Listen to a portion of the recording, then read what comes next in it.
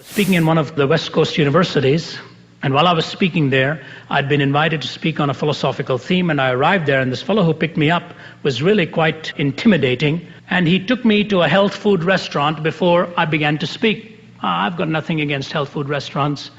It's just that I've never seen too many healthy people in health food restaurants. You just go in there and you wonder what's going to come after the sunflower seeds are over, maybe more seaweed or something like that. And it was about 82 degrees, and there was a fellow sitting in the restaurant with a black cape, a black woolen cape that started at the top of his neck and went down to his knees. And where the cape ended, his leather boots began. And I said, oh my, where have I come? And I'm cynical enough to look in his direction and mutter to myself, I wonder whether he's a student or a subject. You know, it just looks so strange. I don't know what kind of a place I'm going into. Till finally, the fellow across the table looked at me and said, I hear, Mr. Zacharias, that you do not believe in evolution. I said, do you mean atheistic evolution? He said, yes. I said, no, I don't believe in it. He said, you don't? I said, no, sir. I said, if you're telling me that matter has caused mind, I don't believe it. He said, you don't? I said, no. He said, I can't believe that a professor would find it hard to give into such evidence. And I said, do you believe in evolution? And he said, absolutely. I said, atheistic evolution? He said, yes. I said, I can't believe that an intelligent fellow will. I said, tell me something.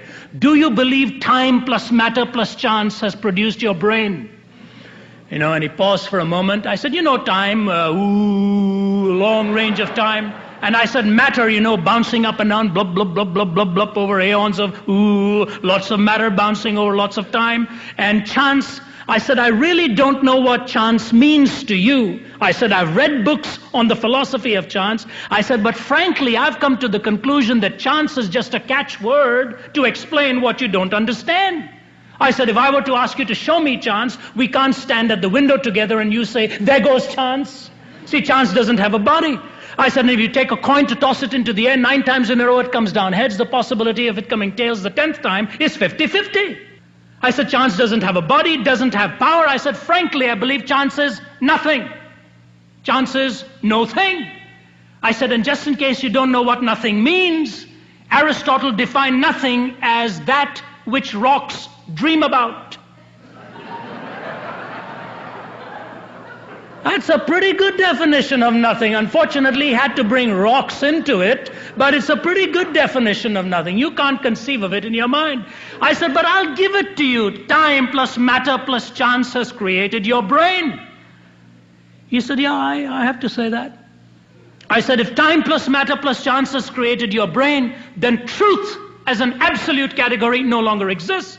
Because truth by nature is absolute. Time is changing, matter is changing, chance, whatever it is changing. You never get time, matter, and chance remaining the same.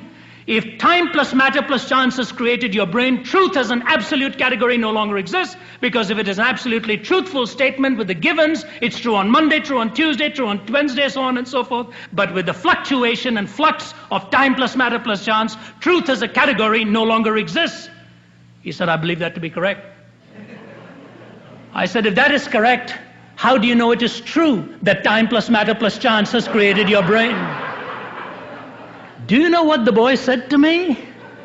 He said, let's get up and go. He says, my field is science, not philosophy.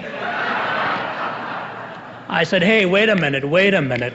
I said, I got you now. I'm going to listen to you a little longer. I said, if I looked at you and said, my field is theology, not science, you reserve the right to laugh at me. But when you look at me and say, my field is science, not philosophy, I'm supposed to accept that as a very brilliant response. I said, you spent 7 years studying one insect in a San Francisco stream. In order to get that high-level sophisticated education to produce in your dissertation, you have spent 7 years studying that tiny little object, and you're telling me you're not a philosopher?